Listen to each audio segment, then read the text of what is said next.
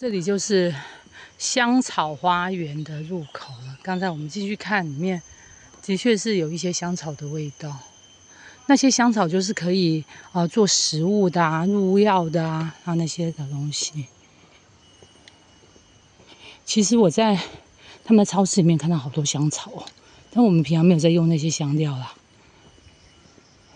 所以南洋风味有这么多香的东西，他们真的确实加了各式各样的植物在食材当中。